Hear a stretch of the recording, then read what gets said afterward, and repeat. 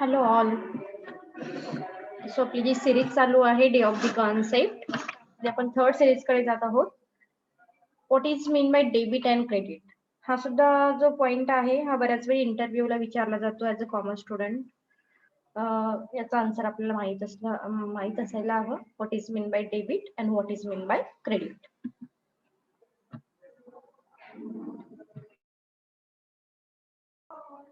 So business transactions are events that have a monetary impact on the financial statement of an organization.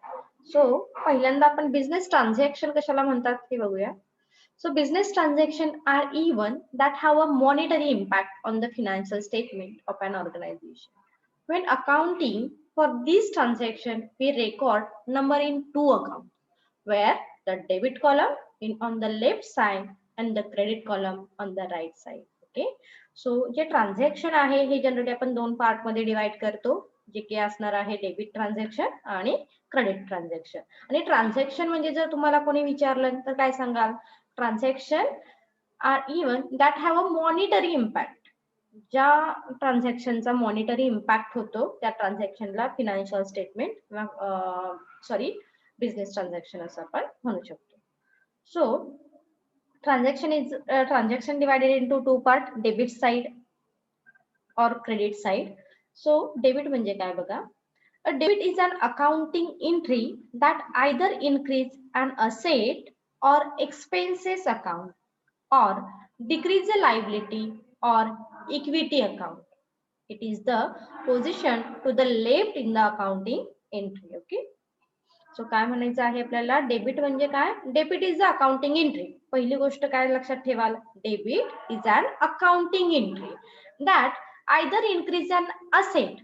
ज्यामध्ये काय होतं? एकतर asset increase होते किंवा expenses increase होतात, और डिक्रीज इन अ लायबिलिटी और इक्विटी अकाउंट, जे की लायबिलिटी डिक्रीज करेल किंवा इक्विटी डिक्रीज करेल. So this is called the debit transaction. A credit is an accounting entry that either increase the liability or equity account or decrease an asset or expenses account. Credit म्हणजे काय? तर ज्यामधून काय होणार आहे? Credit transaction मधून liability ही काय होते? इन्क्रीज होते. So increase credit is an accounting entry. पहिलं सेंटेन्स काय लक्षात ठेवाल? Credit is an accounting entry that either increase the liability or equity or decrease an asset. Credit मधून असेट हे डिक्रीज होतात आणि एक्सपेन्सेस हे डिक्रीज होतात. Okay. This is called the credit transaction. Debit मध्ये पहिलं सेंटेन्स दोन्हीकडे कॉमन असेल. Debit or credit is an accounting entry. Debit मधून असेट इन्क्रीज होतील, एक्सपेन्सेस इन्क्रीज होतील. इन्क्रीज असेट, एक्सपेन्सेस इन्क्रीज होणार आहे. लायबिलिटी डिक्रीज होईल, इक्विटी डिक्रीज होईल डेबिट मध्ये. क्रेडिट मध्ये काय बघितलं? Increase liability, increase equity and decrease asset, they expenses decrease. Okay. So this is called the concept of debit and credit. आणखी कशा पद्धतीने आपल्याला बघता येईल बघा. So debit and credit are used in the company's bookkeeping in order for its book to balance. Debit increase asset or expenses account and decrease liability or revenue or equity account. Credit due to the reverse. म्हणजे जसं की बघितलं आपण debit आणि credit हे एकमेकांच्या बरोबर काय असणार आहेत? तर रिव्हर्स असतील. When recording a transaction, even debit entry must have a corresponding credit entry for the same dollar amount or vice versa. एकमेकाच्या कशी असणार आहेत? तर टोटली अपोजिट असणार आहे. Debit entry always add a positive number and credit entry is always add a negative number. हा एक point तुम्ही नेहमी लक्षात ठेवू शकता. डेबिट मुळे काय होणार आहे?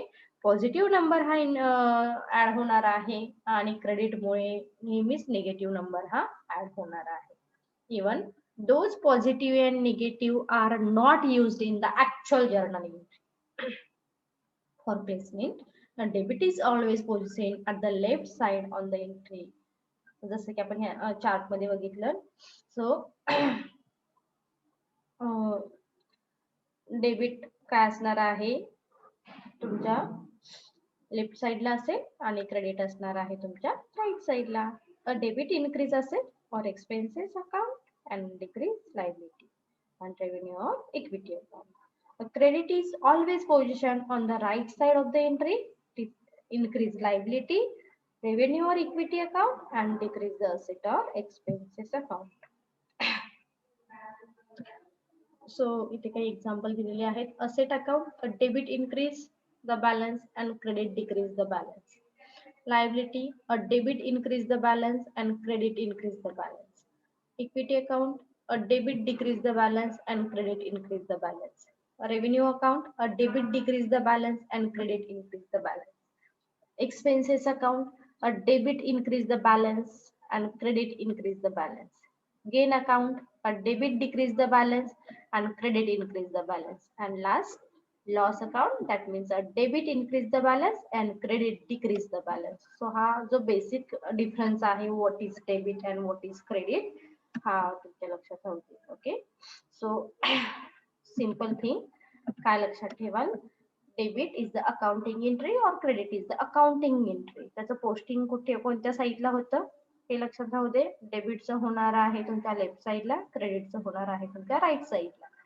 इन सिंपल, डेबिटमुळे काय इन्क्रीज होणार आहे, असेट इन्क्रीज होणार आहे डेबिटमुळे आणि एक्सपेन्सेस इन्क्रीज होणार आहे आणि लायबिलिटी डिक्रीज होणार आहे. क्रेडिटमुळे काय होणार आहे, लायबिलिटी इन्क्रीज होणार आहे, इक्विटी इन्क्रीज होणार आहे आणि असेट हे डिक्रीज होणार आहेत, एक्सपेन्सेस हे डिक्रीज होणार आहे. It's very very very simple. Okay, so this is the debit and credit concept. Thank you.